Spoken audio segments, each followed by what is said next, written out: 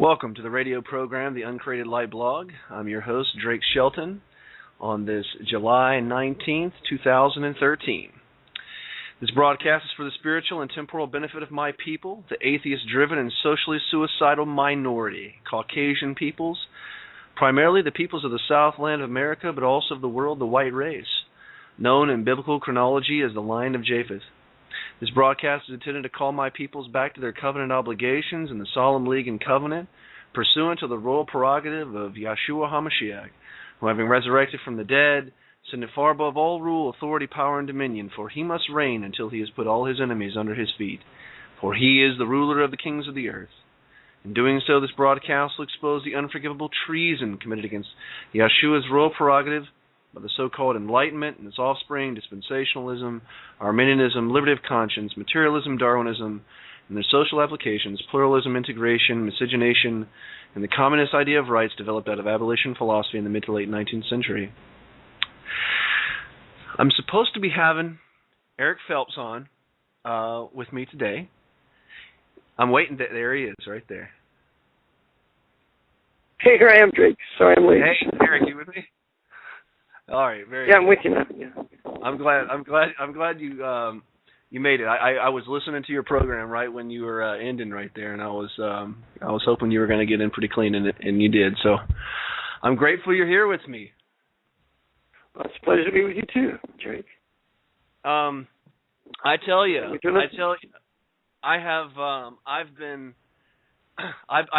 follow a number of guys that are part of a kind of a white nationalist movement in the South, and constantly on my Facebook page, I'm seeing stuff about Jews.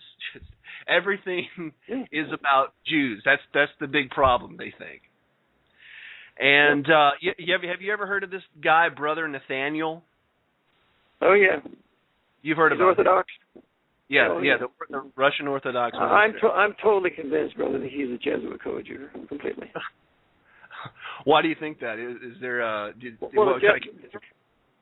Jesuits have penetrated the Orthodox Church completely. Oh, In fact, their patriarch was Jesuit trained. Okay. Oh, Ware, right? Timothy Ware. Is he Russian? He's not the Russian. He's part of the Greek, right? I think it was Krill. I think his name was Krill. I have it in my notes here. Krill? But okay.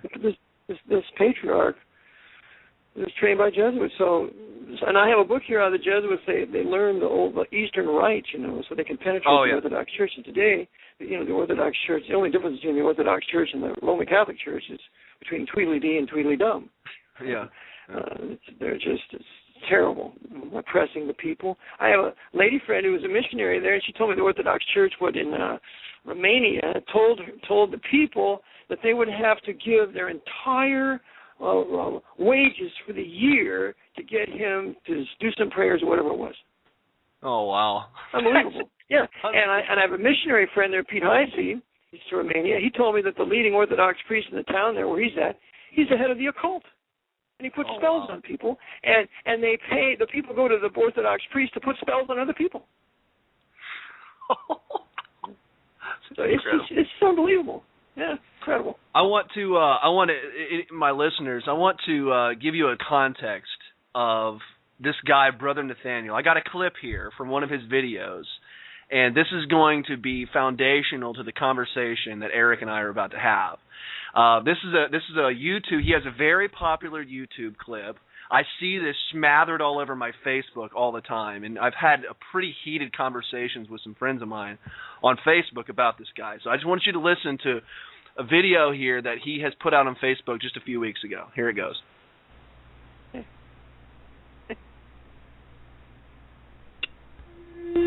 Europe is the church, and the church is Europe, wrote Hilaire Belloc, the 20th century English historian.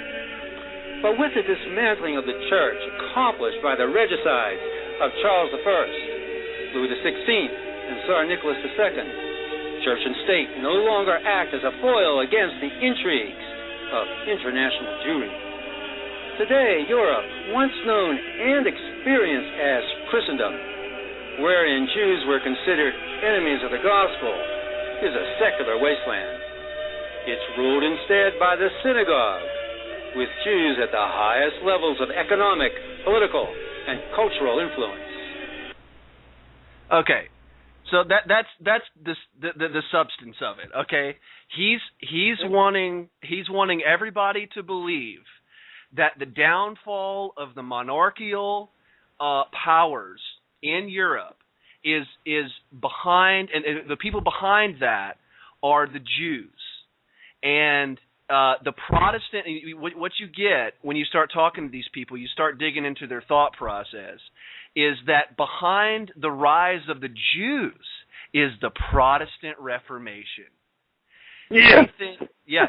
The Protestant Reformation is what is the platform upon which the Jews have risen to power in the West. They killed off, and supposedly the communist regimes that rise up in France and other areas in Russia, somehow that's connected to the Protestant Reformation. How they pull that piece of gymnastics off is beyond me. But it's all this, the communist movements and the revolutions, the American Revolution, it's all connected. It's a Jewish conspiracy for Jews to gain power. Okay, that's what this is about. Okay, that's what these guys think. All right, so we just need to start at the beginning of European history. Eric, can you tell us who were the first international bankers in Europe? Can we talk about this? Yes, we did. The first international bankers in Europe were the Knights Templars. Are they Jews? They ran everything. Were those Jews? They're white Gentiles, Frenchmen particularly. Yep. Well, you have the suppression of the Templars in 1312 by the Pope Clement V, and encouraged by Philip the Fair, who was the King of France, and that's why they burned Jacques de Molay at the stake, because he was the head of the Templars. So the Templars were absolutely white Gentiles running the banking of Europe, and not only Europe, because you see the Templars were having a trade around the world. They were the big shippers. So, no, they were the first, but there were some Jews that were also bankers at the time, but they were subordinate to the Templars, and they were called the Fuggers. The Fuggers, and you can read about them in Ridfat's Universal History. Okay. So the Jesuits have done the same thing, because remember, the Jesuits are the new Knights Templars, so they have then sought to use certain Jews as front men to make it look like the Jews run everything, when the fact of the matter is the 10 Roman families are the giga-trillionaires, the big bankers. In fact, the head of the European bank there in Europe, his name was Draghi. He's an Italian Knight of Malta, but nobody talks about him. Yeah. And folks listening, Eric has made a series of videos. I think one guy put it together in one video. It's called The Jesuit Banking System on YouTube. It's very good. I listened to the whole thing a couple times through. I'd like to document all that and just put it on one page on my website just to show everyone that the heads of the big banking cartels, not only in our country, the Bank of America and all the big banking organizations here in America, not only here but also with the European Union, are white men that are associated or connected somehow with the Knights of Malta or some other Masonic organization. And that brings us to another issue with the Templars.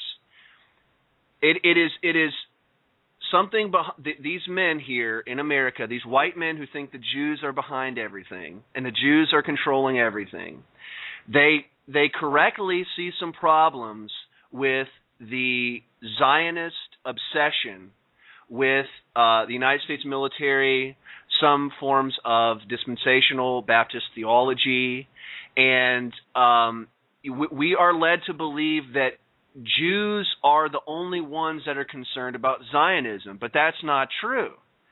As you pointed out in your work, Eric, the Templars and their Latin Kingdom of Jerusalem is really the kind of the golden age of Zionism.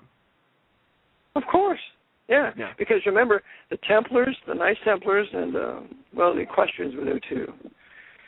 And that's pretty well shown in the book Kingdom, or in the movies Kingdom of Heaven, that two-part set. But the Knights Templars were busy running the kingdom, the Latin Kingdom of Jerusalem, as a sort of universal world headquarters for themselves.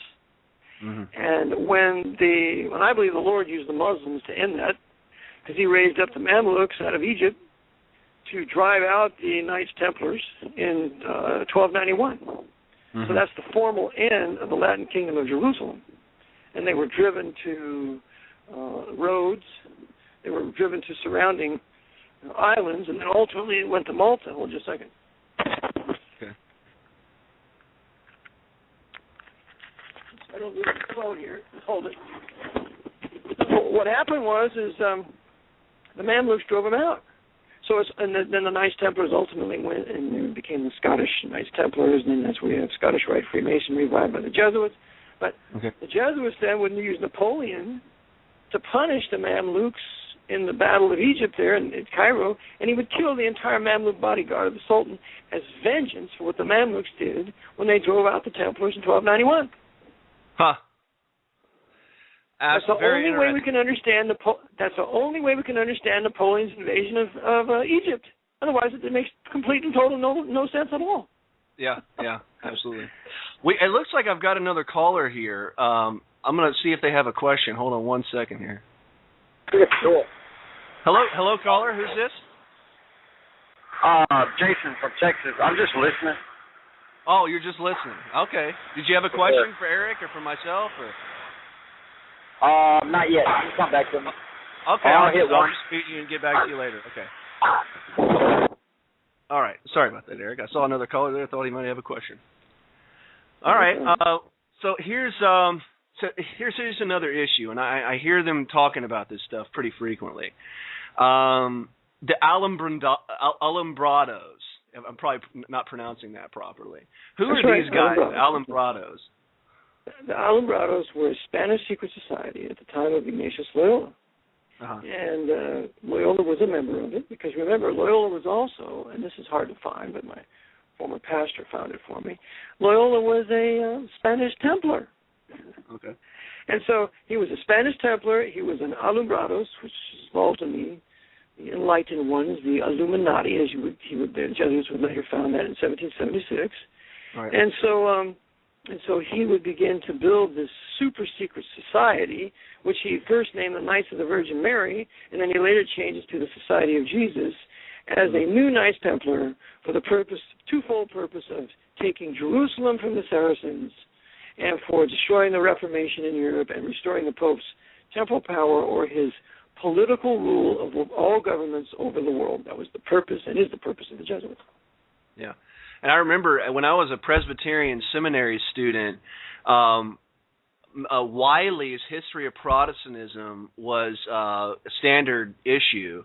And in that work, he talks about how their agenda is to get all of the gold and the silver of Christendom. He makes that very clear. Very clear. And that's, for your listeners, it's volume 2, book 15. It's about 50 pages. And I copied every one of those pages, and I put them at the end of my Vatican Investment CDs. I've got them all there. Well, good. You mean to tell me they actually issued that book to you for students in seminary? Well, I mean, it was kind of standard reading among the Presbyterian ministers, and they kind of, one of the ministers that went to our church at that time, he had there was a split somewhere in Greenville, and there were his kind of like half of his congregation came to worship with us at the time, and he was giving us books from his library, and he wanted us to have he wanted to make sure we had Wiley's huge volumes on the history of Protestantism. God bless him. God bless him. That's why I learned the greatness of Knox. Yeah. That's just when he refused to give the communion to the infidels there, to the levelers, to the and it's just a wonderful work. Anyway, I don't want to get sidetracked. But that's okay. That's okay. And here comes another one of these. I don't know what we should call these guys. These guys who, they're kind of going along the Nazi fascist line. Let me interrupt you. Let me interrupt you for 1 second, Drake. All right. On this, this guy quoted Hilary Belloc. Okay. Hilary Belloc was a fanatical Roman Catholic disinformation historian. Okay. And I've read several of his works, and it's a terrible twist of history, and that was his purpose, to rewrite history and to twist it. So he's a notorious liar. So to quote Hilary Belloc on anything of substance, you're going down the wrong road, and you can disprove most of what he says. Yeah. Okay. So maybe we should call these guys disinformation agents or Jesuit coadjutors. Absolutely. They love to say that Ignatius Loyola was a Jew. Yeah. They're upset. Like some of the more honest ones. And I listened to your debate that you had with that gentleman. What was his name now? A couple of years ago, was it? On whether the Jews are the Jesuits. Michael Collins Piper. Yeah, Michael Collins Piper. Thank you. Yeah, and I remember listening to that, and some of these guys are not as obstinately, stubborn like he was. They'll actually look at the history of this, and they'll admit the Jesuits are huge players in the New World Order. And so, in order to make it fit their theory, they have to make Ignatius Loyola a Jew. Sure. Every standard work that I've read on this man, on biography that I've read, says that he was a Spanish man. He was from a Basque noble family. He was not a Jew, and he actually stated in one of his works he wished he was a Jew. What do you know of any sources that claim that Ignatius Loyola was a Jew, or at least an ethnic Jew? No, not one. And I'll tell you that this is another lie of the Jesuits, because you see, once people start to catch on that the Jesuits are ruling everything, then the only military response to that is they can't disprove it. Yeah. There is military response to say, well, he's a Jew, and the Jews run the Jesuits, and therefore I told you the Jews run everything. But they will do this in the face of the facts that Loyola was number one, a Spanish nobleman of the House of Loyola. Yeah. He was a military warrior. He was a Spanish Templar. He was of noble blood, and he hated the Jews, according to Boyd Barrett. Boyd Barrett was a Jesuit for many years. He left the order. He came to know the Lord. He was never saved. But he wrote two books. One of them is called The Jesuit Enigma. Okay. And another book he wrote is called Rome Stoops to Conquer. Okay. In those books, it tells you that Loyola never said any good thing or anything of such of the sort about Jews. Oh, okay. Okay. And Francis Xavier says in Rome Stoops to Conquer, he said, give me a place where there are no Muslims or Jews. Yeah. And Francis Xavier was Loyola's right-hand man who went into, India. Oh, here in my hometown of Louisville, we have quite a Jesuit hive here. We have Bellarmine University, and then we also have the most well-known high school here is Xavier High School, and it is a hive of Jesuits. Yes, oh yes. And folks, I just want you to know that kind of attitude towards the Jews is traditional and anchoretic in Roman Catholic theology. Okay, I just want to give you two classic quotes from major early church Roman Catholic theologians. This is coming from Justin Martyr in his Dialogue with Trypho, chapter 16, quotation. For the circumcision according to the flesh, which is from Abraham, was given for a sign that you may be separated from other nations. And he's talking to Jews, by the way. And from us, and that you alone may suffer that which you now justly suffer, that your land may be desolate, and your cities burned with fire, and that strangers may eat your fruit in your presence, and not one of you may go up to Jerusalem. For you are not recognized among the rest of men by any other mark than your fleshly circumcision. For none of you, I suppose, will venture to say that God neither did nor does foresee the events which are future, nor foreordained his deserts for each one. Accordingly, these things have happened to you in fairness and justice, for you have slain the just one and his prophets before him. Now, here is the most popular Roman Catholic theologian that was used during the Nazi regimes in Germany. His name is John Chrysostom. He was a notorious anti-Semite. This man was unbelievable. He wrote numerous works against the Jews. His most famous works, most quoted by the Nazis, was his 8 homilies against the Jews. Okay, and you can read the Nazi use of this work in Walter LaCour's book, The Changing Face of Anti-Semitism. And this is just one quote from Chrysostom's homilies. Quote, "For they brought the books of Moses and the prophets along with them into the synagogue, not to honor them, but to outrage them with dishonor. When they say that Moses and the prophets knew not Christ and said nothing about his coming, what greater outrage could they do to those holy men than to accuse them of failing to recognize their master, than to say that those saintly prophets are partners of their impiety? And so it is that we must hate both them and their synagogue all the more because of their offensive treatment of those holy men." Okay? The seething hatred that Chrysostom has for the Jews, it's all over his writings. It's all over. Now, this brings us to another very important issue. What about Luther? What about Luther and his book, The Jews and Their Lies? I think you've written some on that issue, have you not, Eric? Yes, I have. Well, number one, I came out in my book and said plainly that Luther never wrote on the Jews and their lies. Yeah. That was released 3 years after his death. So he never wrote the thing. Supposedly it was in 1543, but it was after that. It was after Luther died, because Luther never said such a thing, and I'll tell you why. You go to his commentary on Romans, and he never writes anything like that. Yeah. In fact, I have Lenker's work where he quotes Luther in saying that obviously Israel will be restored, and Lord haste the day. I have it in my PowerPoint. Yeah. So Luther never wrote on the Jews and their lies for 2 reasons. Number one, the theology in On the Jews and Their Lies, because On the Jews and Their Lies teaches work salvation. Luther hated work salvation. He came to know the Lord for Romans 1:17, the just shall live by faith, as you know.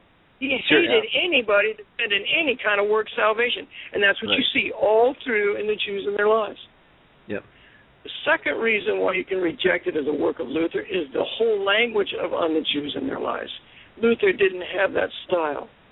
Oh, okay. It was not his Luther's style. So those are the 2 reasons why. Someday I'll write something up and publish on it, but those are the 2 primary reasons. And then in Jews and Their Lies, he's quoting from the Latin Psalms, what is it, Ne Temer, something like that. It's the Latin Psalm, the Misery. Luther doesn't quote from that. He's quoting from the pure Bible, or he'll quote from the Hebrew, but he's not going to quote any Latin, Jerome's Latin Vulgate, you know. Yeah. So all these things have the despicable flavor of the Jesuits, and they're masters at having books written by them and attributed to other people. Counterfeits. Mein Kampf is another one. Hoover's the Great Deceit's another one. I mean, what is it? Isis Unveiled and The Secret Doctrine by Blavatsky. That's another couple of manuscripts written by Jesuits. They're the masters of counterfeiting, writing books and attributed to their co-authors. Yeah, absolutely. Do you have a possible name that you think may have done it? A certain individual? Just maybe a guess, maybe best guess of who you think did it? Well, I don't know, because, see, at the time, the Jesuits were just getting started. They were founded in 1534. They brought into the papacy in 1540. Luther dies, in 1546, I believe. They say he wrote it in 1543. One of the first things they attack is Luther. It wouldn't surprise me if Xavier or Salmeron or one of those guys wrote it themselves, maybe Borgia. Yeah. Well, this leads to another issue, and this is from the Catholic Gazette. It was written in 1936. This is kind of the holy grail of our Jesuit coadjutors here. They point to this as the definitive proof that the Jews were behind the Protestant Reformation. They quote this document. They think that they've gotten a hold of this document here that was supposedly being distributed among Jews. let me give you just kind of the preface to this little article in the Catholic Gazette. It says that there has been and still is a Jewish problem no one can deny. Since the rejection of Israel 1,900 years ago, the Jews have scattered in every direction. And in spite of difficulties and even persecution, they have established themselves as a power in nearly every nation of Europe. Jacobs, in his Jewish contributions to civilization, glories in the fact that without detriment to their own racial unity and international character, the Jews have been able to spread their doctrines and increase their political, social, and economic influence among the nations. In view of this Jewish problem, which affects the Catholic Church in a special way, we publish the following amazing extracts from a number of speeches recently made under the auspices of a Jewish society in Paris. The name of our informant must remain concealed. He is personally known. He is personally known to us by reason of his peculiar relations with the Jews at the present time. We have agreed not to disclose his identity nor to give any further details of the Paris meeting beyond the following extracts, yada yada. And it goes down here. Let me give you the section which touches on the Protestant Reformation. Quotation. Okay, so here's the speech. He's quoting, the Catholic Gazette is now quoting from this speech by this Jew. Okay? Quotation. Martin Luther yielded to the influence of his Jewish friends, and again by Jewish authority and with Jewish finance, his plot against the Catholic Church met with success. Thanks to our propaganda, to our theories of liberalism, and to our misrepresentations of freedom, the minds of many among the Gentiles were ready to welcome the Reformation. They separated from the Church to fall into our snare, and thus the Catholic Church has been very sensibly weakened, and her authority over the kings and Gentiles has been reduced almost to naught. This is rich right here. We are grateful to Protestants for their loyalty to our wishes. Although most of them are, in the sincerity of their faith, unaware of their loyalty to us, we are grateful to them for the wonderful help they are giving us in our fight against the strongholds of Christian civilization and in our preparations for the advent of our supremacy over the whole world and over the kingdoms of the Gentiles. Okay, so it just goes on with this propaganda. It doesn't actually tell us who these friends were of Martin Luther that influenced him. I don't know of it. Do you know who they could possibly be talking about? I've never come across of any influential Jew in any historical writing on Luther. Neither have I. None. So therefore, the question is, who financed Luther? Yeah. Because he had it. Well, we know it was Frederick the Elector. Yeah. Frederick the Elector paid him, helped him, kept him fed and clothed when he was Knight George at Wartburg Castle for 10 months, putting the Bible into German. There were no Jews involved in that. Yeah. So all this is 1936 when you read this. This is the Jesuits in Europe seeking to unite Protestants and Catholics together against the Jews. That's what they want. Yeah, that's right, exactly right. And folks, I just want you to know. Go ahead. Sorry, go ahead. They come up with this bogus Jewish author that's saying these things. They do the same thing with that one other guy with Friedman. Mm-hmm. They're going to attribute all these terrible things to the Jews, and they're using one of their court Jews to write it. Mm-hmm. Yeah. Without any historical documentation. Yeah. And for our listeners, I want you to know this is exactly what we are faced with right now. And the Jesuits have done this, like in the last couple centuries. In the beginning part of the 1800s, the 19th century, and Eric has done a great job of documenting this in his work, Vatican Assassins. You have the revitalization of the Jesuit order in 1814. Right after this, you have these two real big meetings that happen. You have what's called the Council of Vienna, the Treaty of Verona, and then there's this other thing called this Cherry Council in Italy. And overseeing all of this is this Roman. He was a representative of the Holy Roman Empire. His name was Prince von Metternich. He was over this huge agenda in Europe and even over here in the United States because one of his good buddies was Charles Sumner. Charles Sumner, right. That wicked, filthy Yankee abolitionist over here who was going to be responsible for the revitalization of monarchical powers in our land. That's right. That's right. I have documented. I wrote a book on this on my blog. It's for free. I put it on my blog. It's called The End of the Antebellum South. I spent about 1,500 hours putting this book together.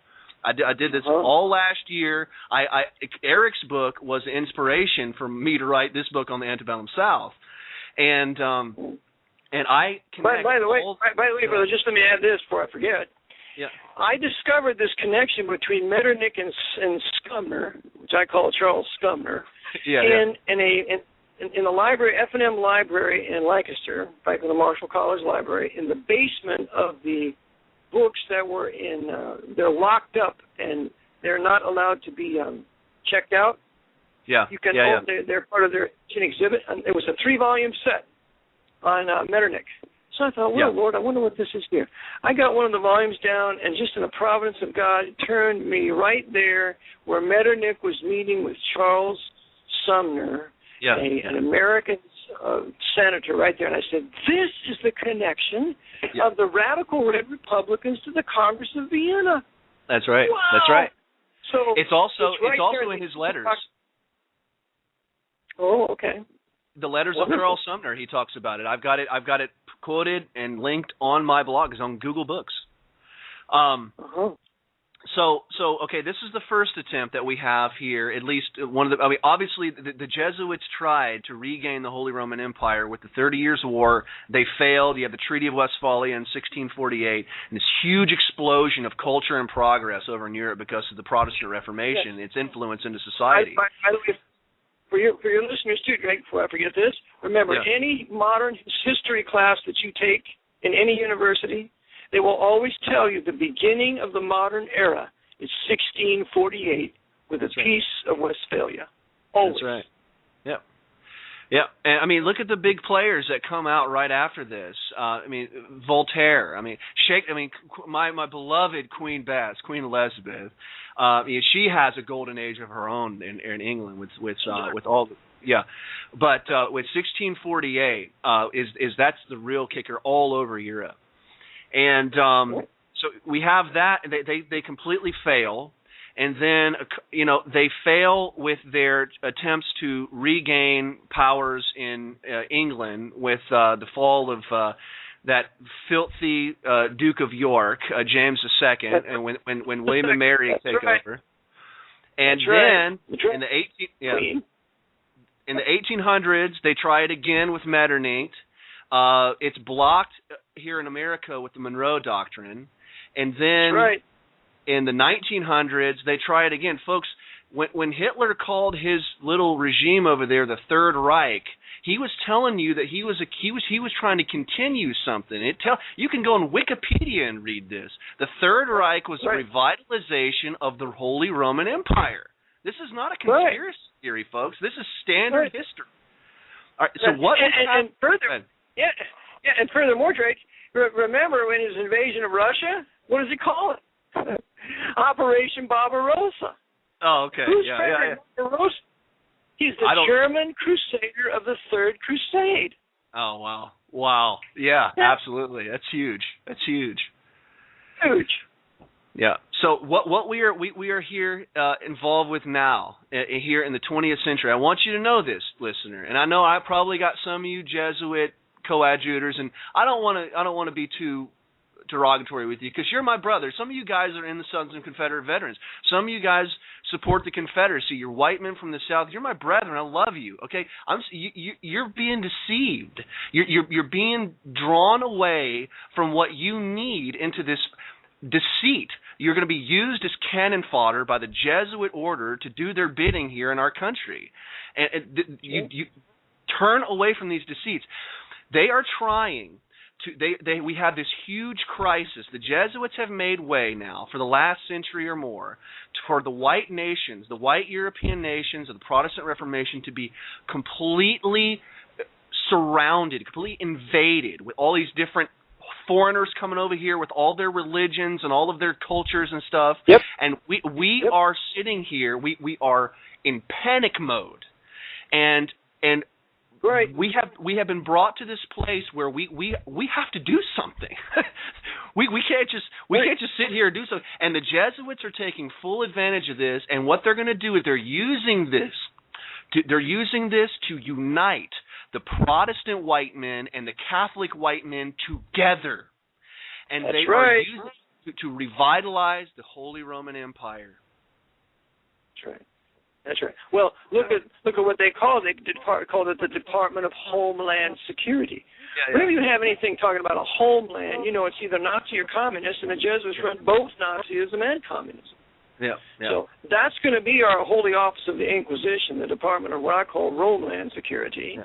They're going to absorb all the intelligence communities. I know that they're going to absorb the FBI one of these days. And so it's going to be the Pope Super Gestapo here in North America, composed of Protestants and Catholics, as was the SS, but the primary leaders will be Roman Catholics, as it was the SS. Yeah, and later on in this little propaganda piece with this Catholic Gazette in 1936, it talks about how that we are, and by we I'm talking about as if I'm the author of that work, that Jewish work. He says we are the masters of class warfare, and that was the kicker for me. As soon as I read that, I was like, that is a Jesuit writing this right here. Yeah. Well, you know what that sounds like? It sounds like the Protocols. Yeah, Protocols. That's exactly what the Protocols say. Yeah. And as I said before in my book and talked with you about, the Jesuits wrote the Protocols, and it is documented by ex-Roman Catholic priest who became a missionary, preached to the Catholic people in New York City. His name was Leo Lehman. Leo Lehman wrote this tremendous work, Behind the Dictators, and in that he said the Jesuits wrote the Protocols, and he proves it. Yeah.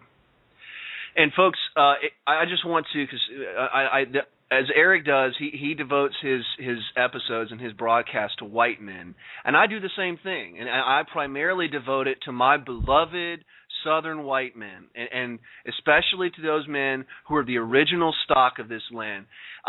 My ancestors came here 400 years ago. We were part of the original Jamestown colony. We were running for our lives from Charles I over there in England when he was persecuting Protestants. He was continuing the policies of his father, James I, with his Black Acts, but he was persecuting Protestants. He came over here. We came over here, and my fifth great-grandfather fought with George Washington in the Revolutionary War. He then fought with the Battle of Kings Hill, and my third great-grandfather fought for the Confederacy. And I am a part of the original stock of this land here with the white Anglo-Saxon Protestants, and I will be damned before I let, and I want you to, I know you feel the same way I do, brother. I know, I've seen it in your eyes when we are at our meetings.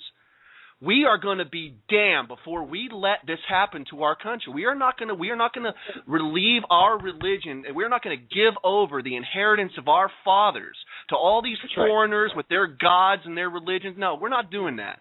But we also don't want to get into what the Jesuits want. The Jesuits want this hateful, bloodthirsty mentality so that we'll fall in line with their bloodthirsty fascist regime that they're bringing up here. We don't want that. We want to stay away from that. That's right. And the other thing we got to be concerned about is we can't be driven into hating the black man.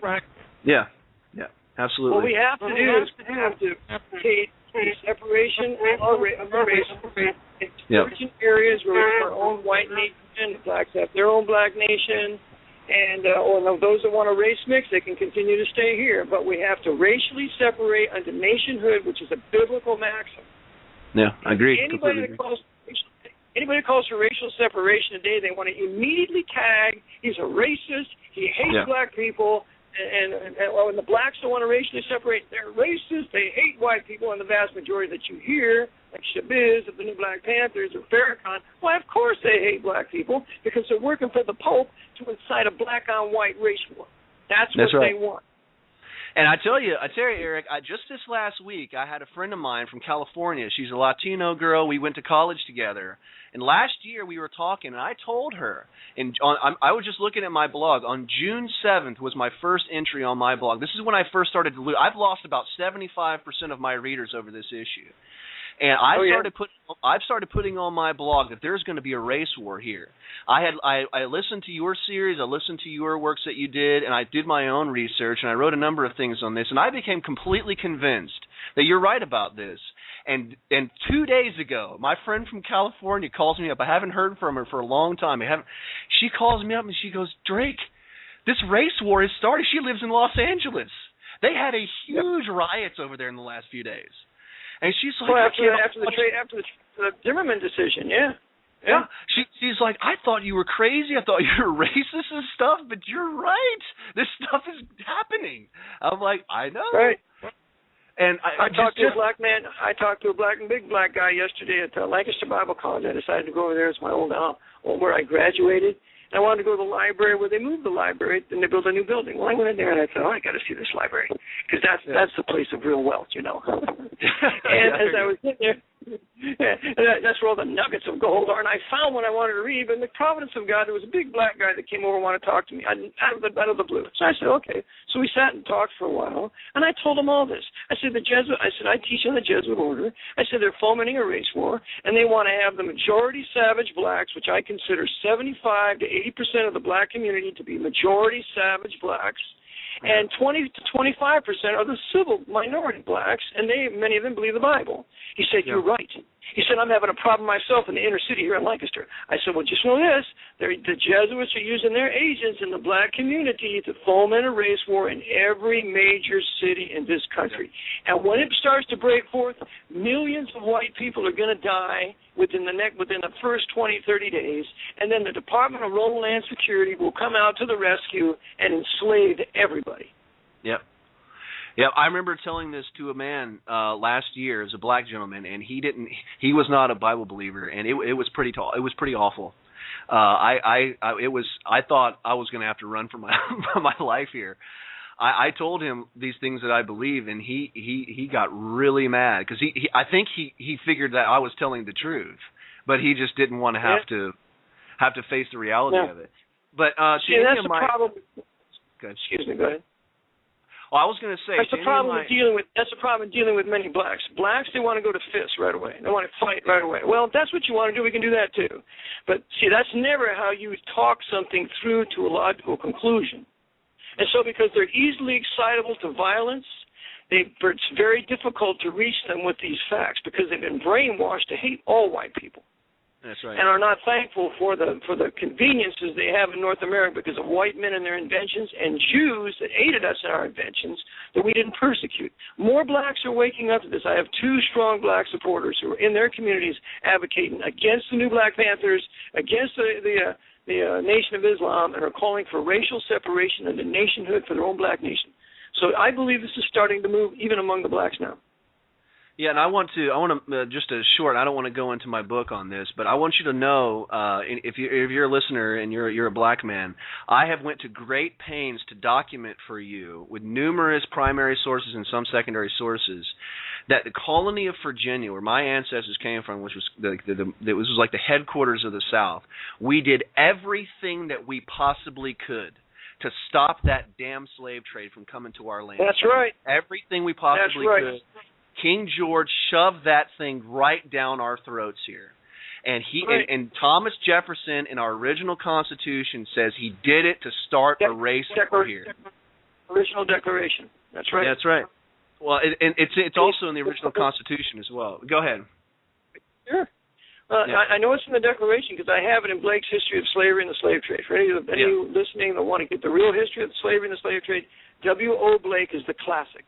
History of Slavery and the Slave Trade. And it has Jefferson's whole work right in there. He says, they've put this execrable slave trade upon us that the king has refused our colonial legislators to forbid, and then he's exciting the blacks against the white population for our destruction. Exactly the same policy of today. That's right. That's right. And I've documented as well on my response. I did a lengthy response to two university professors. I think it's in Idaho. Now it was a few months ago, and they were in Idaho, and they point out they ask these two Southern gentlemen that wrote a defense of the South why all the slave rebellions happened here in the early colonies. If we were so good to the blacks, why is it that they rebelled? I have documented for you the Jesuits were behind this. We had one group of them came over here from the Congo, where they used to be a reduction over there in Africa. And they were Jesuit trained to do this. And then you have Nat Turner. He was accompanied by 2 French Jacobins to do what he did. And he even says in his own writings that his master was good to him, but he had been taught this liberation theology crap. And we're going to talk about that here in a moment. We're going to talk about where liberation theology came from. He had been taught this stuff, and he was incited to these riots by these French Jacobin gentlemen who remained unnamed. I haven't found a name for them yet, but they talk about it in his book, in his own work. But for the listeners' benefit, remember the French Jacobins were totally run by the Jesuits. That's right. One of the foremost Jacobins was Abbe Sieyès, and he was on the directory. Abbe Sieyès goes on to be the second consul of the three-man consulate, and he's the advisor to Napoleon. Jacobins and the Jacobins were completely in the hands of the Jesuits. That's right. All of the slave rebellions that I have studied in the South were inspired by the French Revolution. And Eric John Phelps has showed in his work, Vatican Assassins, very clearly, the Jesuits were behind the French Revolution. You look at all the major players in France, Robespierre, Abbé Sieyès, Voltaire, they're all Jesuits or Jesuit-trained men, all of them. And there's another one named Diderot as well. But anyway, I want to get... I want to get to this. And then the crowning event, too, Drake. Don't forget Napoleon. Napoleon was trained by him, and he came right out of Corsica, where all the Jesuits were confined by the King of France when they were suppressed in 1764. Yeah. I want to get to this quote here by Harriet Beecher Stowe. Any of you men from the South, you know who Harriet Beecher Stowe is, and I have read numerous different history books that when Abraham Lincoln first met Harriet Beecher Stowe, he looked at her and he said, "This is the little woman that started this great war." She wrote the book Uncle Tom's Cabin. And I want to quote for you a section out of the Key to Uncle Tom's Cabin, Part 4, Chapter number 9, page 485, quotation. "Our admiration of some of the laborers who have conducted the system is very great. So also is our admiration of many of the Jesuit missionaries who have spread the Roman Catholic religion among our aboriginal tribes." Unquote. Isn't that interesting? Yes. Wow, that's huge. Yeah. That's huge, Drake. Yeah. Here's another thing. But another thing we got to remember about her too. She never was in the South. Yeah. She never went to the South. How would she know anything about what's going on in the South? Yeah. She was a co-tutor, and you know what? And another thing is too. She and Victoria had a little trinket. She had one half, and Victoria had the other. So that shows you the Jesuits were in complete and total control of the administration of Queen Victoria, because they were busy using the British intelligence to foment the war between the states too. Yeah. I don't know all the details of that. I'll definitely have to look into that. So this brings us to another era. Okay, so we've touched on, especially American white men. We've touched on the Civil War. We've told you the men behind the Civil War and the regaining of monarchical powers by the Roman Catholic elements coming out of Middle Europe with Prince von Metternich. We've showed you with Sumner, and by the way, you've documented this, Eric. I've documented this as well on my blog. Thaddeus Stevens, my friends, has a bedside conversion to Roman Catholicism. I've put it from a book on my blog. Yes. Okay, so Sisters of Charity, the Black Sisters of Charity, by the way, they are the ones that administered his baptism on his deathbed. Yeah. I have that document on my PowerPoint. The other thing is, I just found out in a great book, it's probably the best book written on the Southern Reconstruction, telling the truth. It's called The Tragic Era. Okay. In that book, The Tragic Era, it tells you that Thaddeus Stevens' best friend in Lancaster was a priest, and he used to take long walks with him. That's hilarious. And Thaddeus Stevens' mulatto concubine, Lydia Smith, was a Roman Catholic, and she was constantly at the feet of her priest, probably getting instructions for Thad. And she is buried in a Roman Catholic cemetery in Lancaster called St. Mary's Cemetery. Yeah. All right, so the next period that I want to focus attention on is the Civil Rights era, okay? And this is a big one with the Southern Jesuit coadjutors who think that the Jews are behind everything, okay? They'll say the Jews are behind everything. I want to point your attention, my friend, to two gentlemen. One, his name is Theodore Hesburgh, and the second gentleman you need to read about is a man named John Lafarge Jr. John Lafarge Jr. is the mentor of Martin Luther King. Eric has documented that. Eric has documented that in his book. I've documented that on my blog in great detail. And you can also read about how Martin Luther King met with Pope Paul VI. He also had a connection with him as well. Yeah, go ahead. The book I was looking for, I can't find it on my shelf, of course, is John Lafarge and the Catholic Interpretation. Yeah. We get a little feedback here.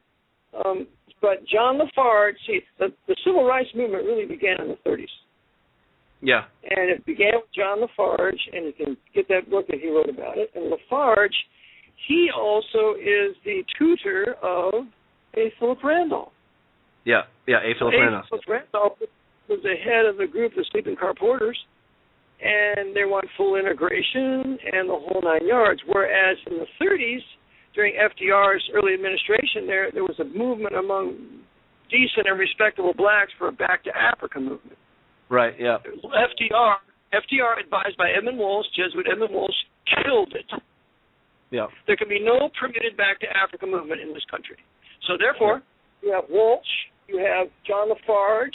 Lafarge dies in 1963, shortly before the Kennedy assassination. You have those two key Jesuits pushing this interracialism because that's exactly what the Jesuits sought to do with the first Reconstruction.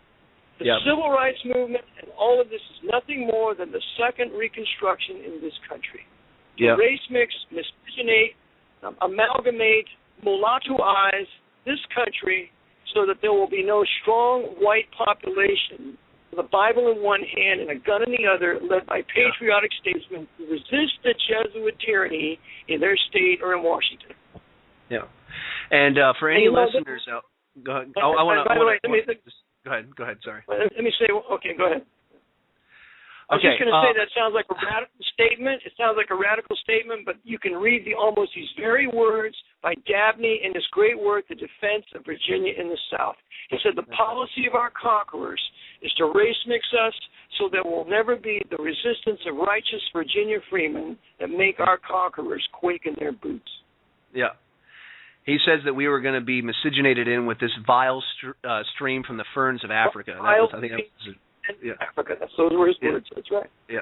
All right. So, just want you to know, guys, and I have lost about 75% of my readers over these racial issues, and just in case you think we're just a bunch of white bigots, venting our hatred on the radio waves, I want you to read a small section out of it was like a kind of a catechism that Frederick Engels wrote. It was called The Principles of Communism.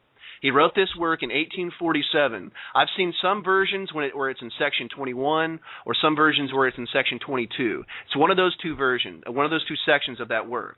And you will read where he states very clearly at the very outset, that's laying the foundation for what communism is. He says we have to integrate and miscegenate the races as an application of his view of property. Just like you dissolve the classes in property, we have to dissolve the class distinctions in race as well.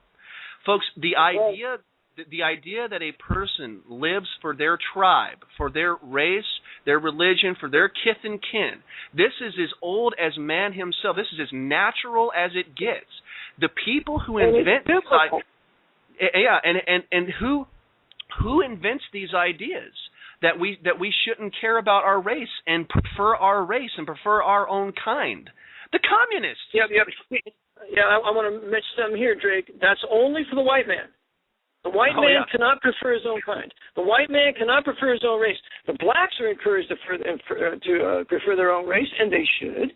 And the Hispanics are encouraged to prefer their own race, and they should. But whenever a white man does that, why, he's the demon devil himself, because we're not allowed that liberty.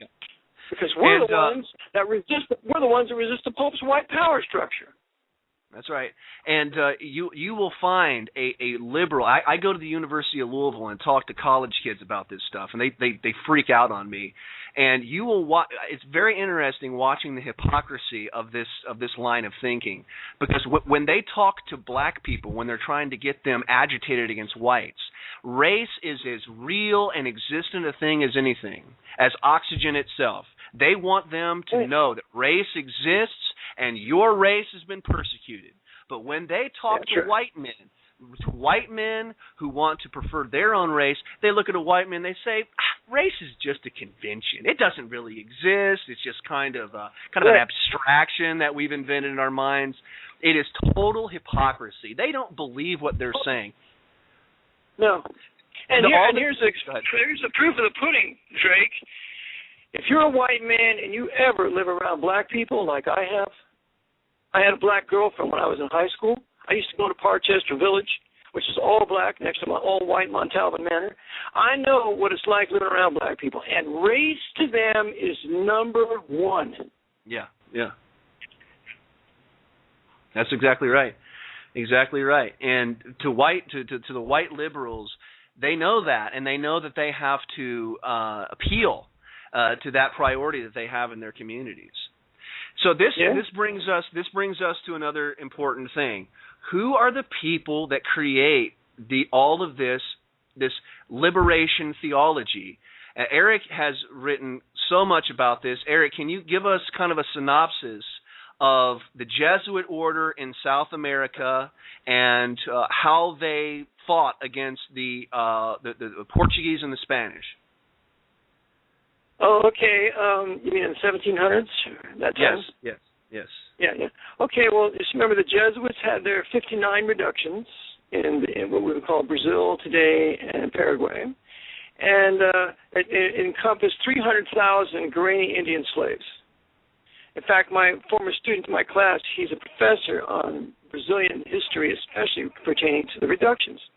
Mm-hmm. And so he told me that absolutely they had these huge colonies. They were making buku money for the Jesuits. It was each according to his ability and to each according to his need. So it was the principles of communism there perfected on the Paraguayan reductions from 1609 to 1759 for 150 years. The Jesuits would take all their manufacturing, all the violins, all the clocks, all the hides, the tallow, the Paraguayan herb, the silver of Venezuela. They would send all this into international commerce and trade with their black ships. And these black ships, it was the second largest fleet in the world, second only to the Dutch. And they created the huge banks in Europe, especially the one out of Marseille and Paris in France. They had these huge banks in Europe from the huge trade that they had in South America for 150 years, and then they would finance their wars, like the 30 Years' War and other wars that they would hatch out against the Protestant nations to destroy us. Well, when the Jesuits were suppressed in 1774 by France and 1767 by Spain, they were all kicked out. So in the 1800s, they were getting back their power, so that in the 1900s, they're going to pretend to be on the side of the people, and they will use their French Jesuit, Teilhard de Chardin, to be the big promoter of what is called liberation theology. And liberation theology is nothing more than rising up against anybody that has any property or land, overthrowing them, so that ultimately some dictator can come to power. That's the end result, is a military dictator. Well, this liberation theology is now what's called black theology by a guy named Cone, a black hater of white men and a professor. I can't remember the place, I think it's Princeton. And black theology, which is what Jeremiah Wright preaches to Barry Davis Obama, it's nothing more than Jesuit liberation theology, which is the imposition of socialist communism that then results in a military dictator. Yep. And the Jesuits told the natives in South America that white men had devils in their bodies, and that they would eat their children. Yeah, that's right. You white devils. Folks, that was penned. That was originated in Jesuit propaganda, okay? And not only the source for that, and the source for that is R.W. Thompson's work, The Footprints of the Jesuits, written in 1896, on the section of Paraguay. Yeah. And folks, the New Advent Catholic Encyclopedia admits this. You can go to the New Advent Catholic Encyclopedia. There's an article called Reductions of Paraguay. In the section that goes Conditions of Property, it says, and I quote, "The economic basis was a sort of communism." It wasn't a sort of communism. It was communism. And this is where communism is perfected. Folks, the Jews didn't perfect communism. The Jesuits did. No. This is standard history. Yeah. That's right. The Jesuits are the authors and perfecters of communism. Who are the ones that were behind Fabian socialism in England that ultimately was imported into Russia in the 1917 revolution?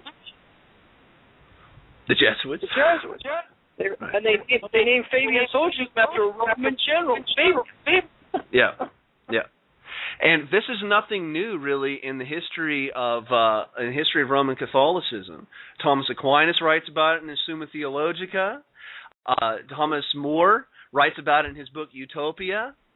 And I have shown from writings of Friedrich Hegel that Friedrich Hegel bases his dialectical principle off the Roman scholastic doctrine of filioque. Yes, I have documented that very clearly. The Roman Catholic doctrines are the base. The Roman Catholicism is the basis of all of our problems, folks. I'm sorry, it's not the Jews. That's absolutely right. And you talk about communism there, the Jesuits, and Romanism was perfecting communism. I went to the Jesuit spiritual center not far from here in Wernersville, Pennsylvania. It used to be a novitiate. Well, there's a cemetery there, and I always drive down and take a look at the cemetery, see if I see any new additions. And they completely reworked it, but all the headstones are laid out, arcing from one end to another. It's a vaginal shape. Yeah. So it's the vaginal Virgin Mary shape that we're going to bury all our Jesuits in the structure. All the Jesuit headstones. Three things on them, or four things: name, the day they were born, the day they entered into the order, and the day they died. And all the names on the Jesuit headstones are all white on a black base. All the names are in all capital letters because they're military soldiers. So it's all universal equality. There's no different headstones. They're all the same. It's completely and totally communist. Yeah. And I have one of the headquarters of liberal theology in America is right here in my hometown of Louisville. It's the PCUSA, the so-called Presbyterian Church of the United States of America. They have absolutely nothing whatsoever to do with the history of Presbyterianism, but somehow they get away with calling themselves Presbyterian. Who knows how they do that? But I like to go in their bookstore and kind of play around, and I'm curious about what they're teaching their people every now and then. So I buy some of their theology books from time to time, and one book that I bought recently is kind of a consensus of liberal theology on a smattering of different theological issues.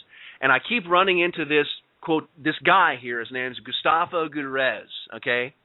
He is a Dominican monk. He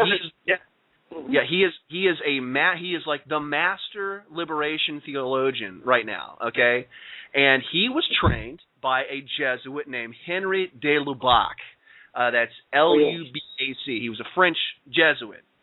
And these guys are the masters of the racial liberation theology, guys. It's not Jews.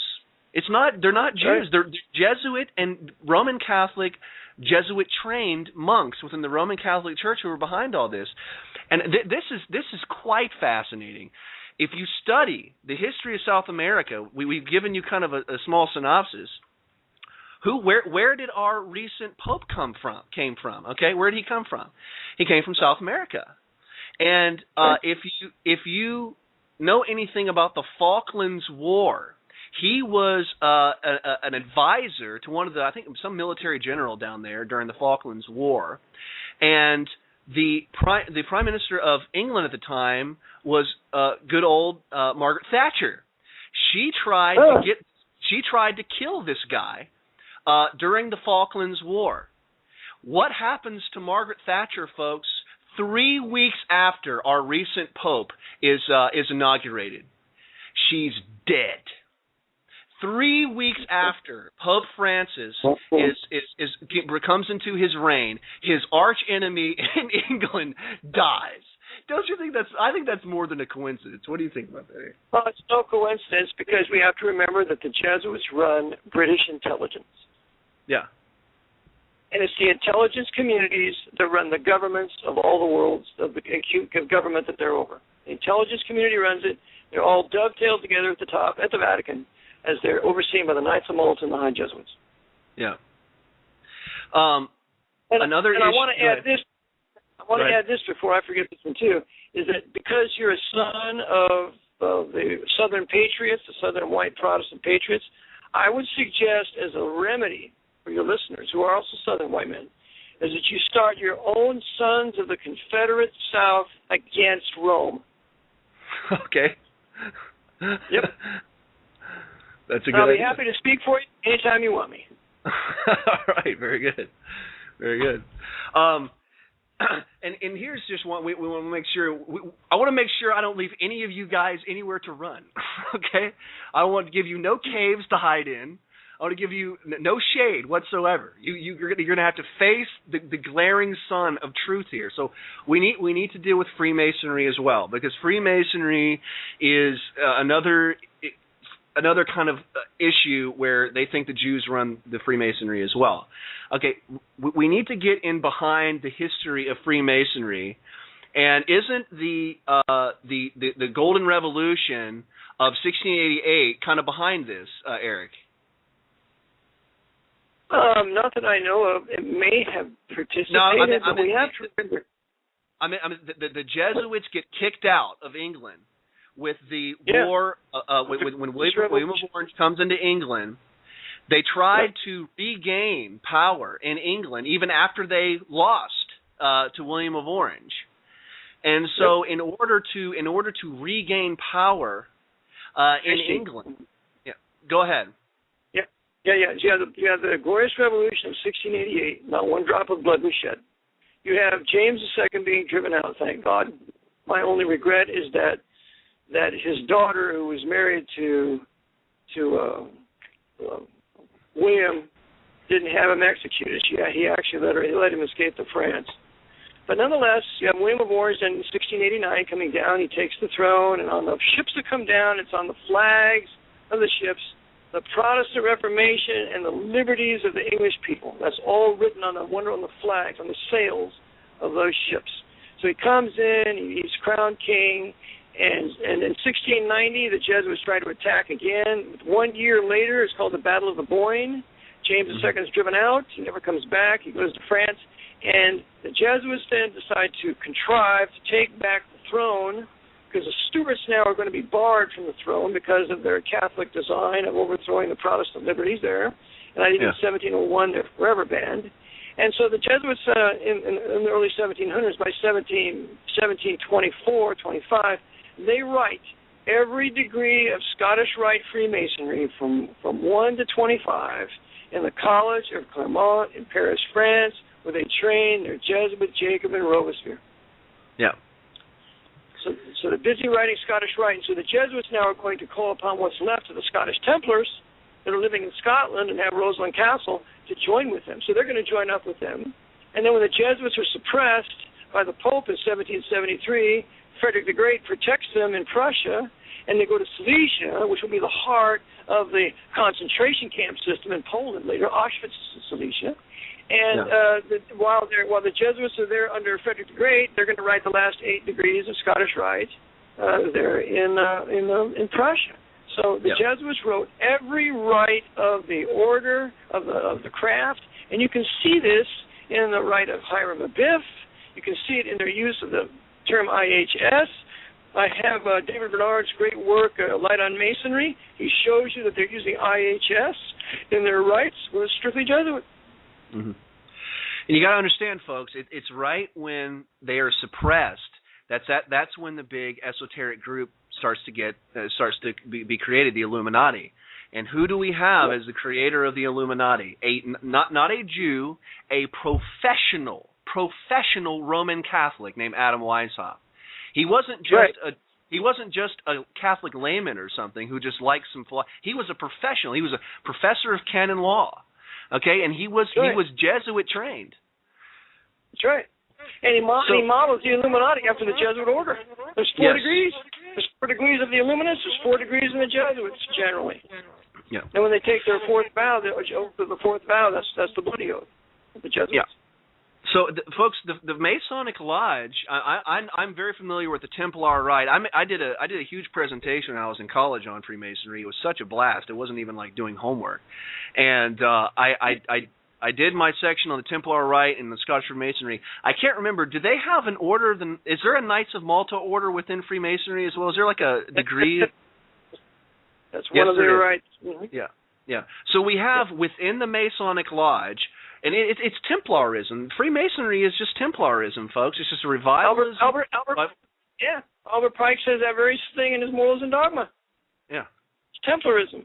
Yep. Okay, so let's just summarize here, folks, because we're coming to the end of our discussion. All right, these are all the major points of contention. Okay, who were the first international bankers? Were they Jews or were they white Catholics? White Catholics. Who were the first the originators of Zionism? This huge movement towards regaining of it was really the Latin Kingdom of Jerusalem. That was what it was called. Was it Jews behind that, or was it white Catholics? White Catholics. Who is behind all of the Jewish fury literature that you have being fomented, being popularized in Nazi Germany? They're Roman Catholic theologians: Justin Martyr, John Chrysostom. Who do we have behind the Protestant Reformation? It's not Jews. Jews had nothing whatsoever to do with the furthering of the Protestant Reformation. Who do we have? By the way, these same people, Drake, tell you that Knox was a Jew. That's another ridiculous. Yes, they'll tell you Knox was a Jew. Yeah. It's unbelievable. It's crazy. All right. And one of the reasons, I think it was in the bull, the Dominus Ac Redemptor Noster, was one of the reasons the Jesuits were suppressed was because they had mastered the art of class warfare. They had yes. So they were causing class warfare between the orders and the Catholic Church. Yes. Yeah. That's why the Dominican Inquisition. They took the Inquisition from the Jesuits, who were suppressed, and the Jesuits' vengeance on the Dominicans was several thousands of them in France, cutting off their testicles and letting them die in the streets. That's what the Jacobites did. Wow. Yeah, I remember watching a recent movie on Robespierre, and they never say it, but they make mention of this of going back to the monastery to talk to these guys at the monastery. They never say their names in the movie. It's this recent French movie on Robespierre. It was pretty fascinating. They never actually mention the guy. It's probably Abbé Says they're talking about. But all right, so who are the masters of class warfare? The Jews or the Jesuits? The Jesuits. Okay, who are the men?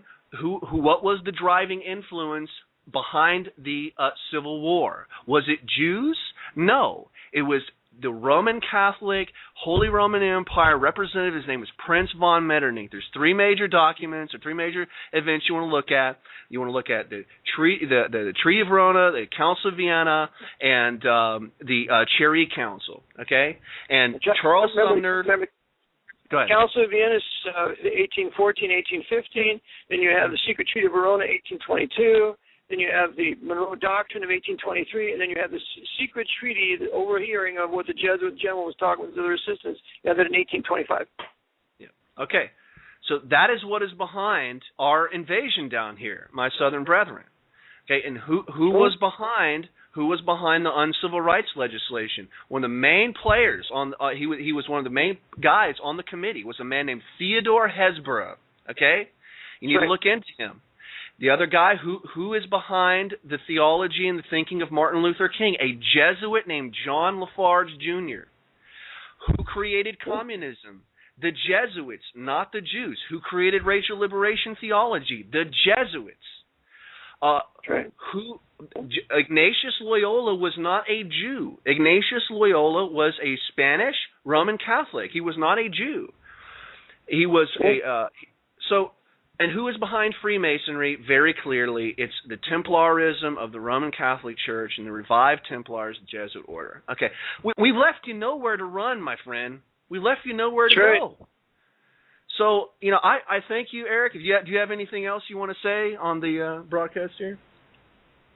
No, I would just encourage the white Southern men that are listening to truly repent of their sins and believe the gospel, that Christ died for your sins according to the Scriptures and buried and rose again. And as many as receive him, to them gave you power to become the sons of God, even to them that believe on his name. So once you're saved, now you have the Spirit of God to begin to resist the power of the devil as exercised through his Jesuits and all their white coadjutors and the white power structure that runs everything. Well, I have two last things I wanted to ask you. You have, I think, in your broadcast, you've mentioned a book that it's being written or will be written or published soon. It's by a black lady who wrote a book on exposing Martin Luther King. Can you give me the title of that book? Oh yes, I have it for sale. Her name is, the author is Erin Fraser. Okay. And the book is titled King, Was He a False Prophet? Okay. And she completely takes him apart. She mentions Lafarge. She mentions the whole civil rights movement being run by the Jesuits. She shows how it's anti-black. It was never intended to benefit the black people. And she has a picture of him with Paul VI, with Ralph Abernathy and Marcinkus.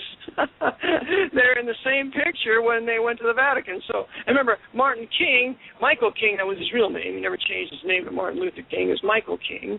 He was a member of the Booley Society. And the Booley Society, for your listeners, is nothing more than a black skull and bones. Yeah, yeah. Yeah, I'm very familiar with the university that he went to. Was kind of administrated by a Freemason, was it not? I think so. He went to Boston University, too. And Boston University is very much linked to Boston College. Okay. Yeah. So, there was an absolute Jesuit connection between King and the Civil Rights Movement. Of course, then again, look, you got the Civil Rights. Who's reporting this? Do you think I could get the press out doing anything on me? Why, of course not.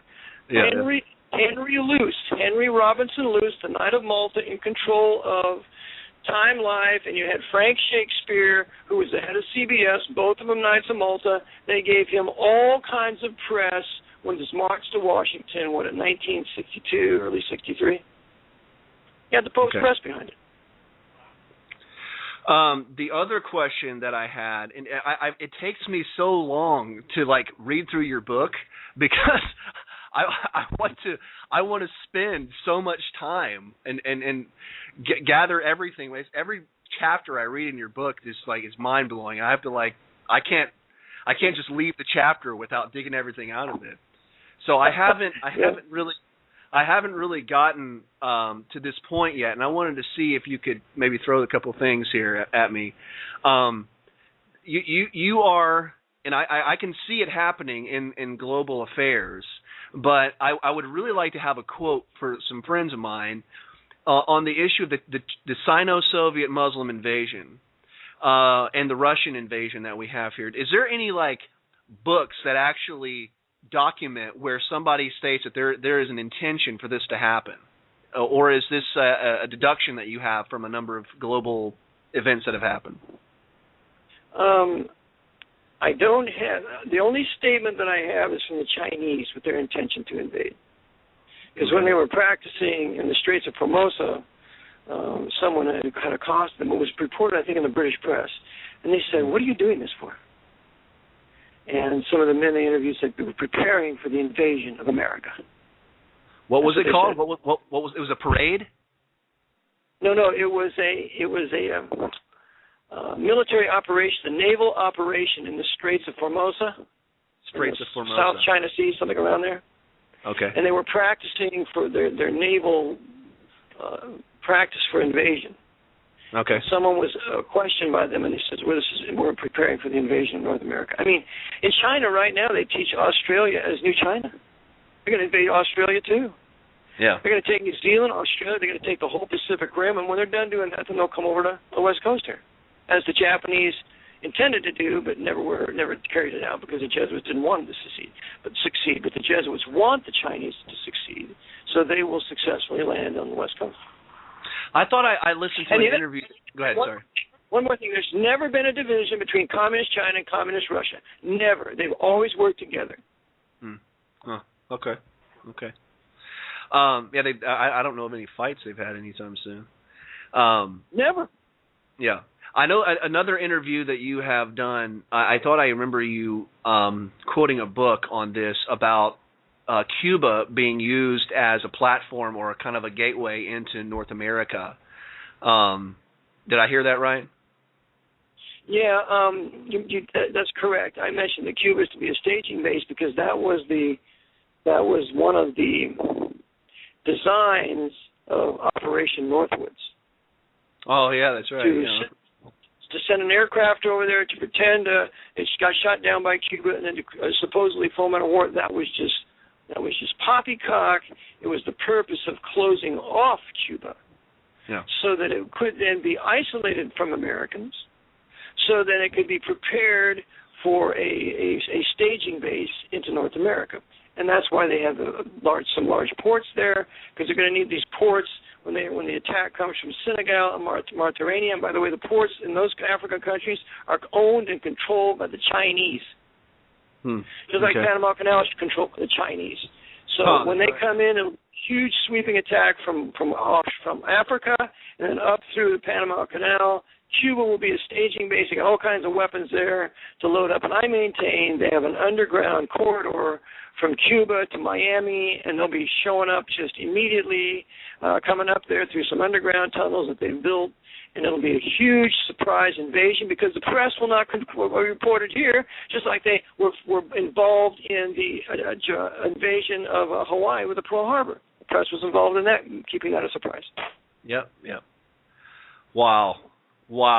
That's freaky, man. And I remember when I watched the movie, the Battle of Los Angeles, just a couple months ago, when I watched that, man, that was freaky.